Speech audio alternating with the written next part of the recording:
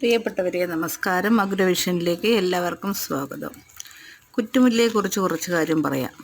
Jasmine സാമ്പക് എന്ന ശാസ്ത്രനാമമുള്ള കുറ്റുമുല്ലയും ജാസ്മിനം ഓറിക്കുലേറ്റം എന്ന ശാസ്ത്രനാമമുള്ള സൂചിമുല്ലയുമാണ് പ്രധാന ഇനങ്ങൾ. ഇതിൽ കേരളത്തിൽ കുറ്റുമുല്ലയാണ് അനുയോജ്യമായി നമ്മൾ കൃഷി ചെയ്യുന്നത്. പതി വെച്ച് കമ്പോൾ വേര് പിടിപ്പിച്ചൊക്കെ തൈകൾ ഉണ്ടാക്കാം. അതിന് പ്രത്യേക തരത്തിലുള്ള ഹോർമോണൊക്കെ ഉണ്ട്. കേരളത്തിലെ കാലാവസ്ഥ മുല്ല കൃഷിക്ക് വളരെ അനുകൂല്യമാണ്. നല്ല നീർവാഴ്ചയുള്ള സ്ഥലത്തിലാണ് നമ്മൾ കുറ്റുമുല്ല നടേണ്ടത്. ജൂൺ മാസമാണ് തൈകൾ നടാൻ അനുയോജ്യമായ സമയം. അടിവളമായിട്ട് ഓരോ കുഴിക്കും 150 ഗ്രാം വേപ്പിൻ പിണ്ണാക്ക്, 250 ഗ്രാം എല്ലുപൊടി അടിവളമായിട്ട് കുഴിയുടെ മേൽഭാഗം നിറയ്ക്കണം. ബാക്കി ഭാഗം ചാണകപ്പൊടിയും ആറ്റുമണലും ഒക്കെ ചേർത്ത് നിറച്ചിട്ട് തൈകൾ നമുക്ക് നടാവുന്നതാണ്. 2 നേരവും ജലസേചനം നടത്തണം. അതുപോലെ തന്നെ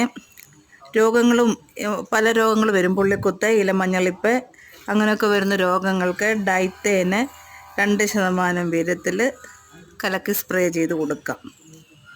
അപ്പോൾ ഈ രോഗങ്ങളെ പ്രതിരോധിക്കാൻ നല്ലതാണ്. കൂടുതൽ പൂവ് ലഭിക്കാനും ചെടി പടർന്ന് പന്തലിക്കാതിരിക്കാനും ചുവട്ടിൽ നിന്ന് 1.5 അടി ഉയരത്തിൽ ശാഖകൾ മുറിച്ച് നീക്കണം. അതായത് പ്രൂണിങ്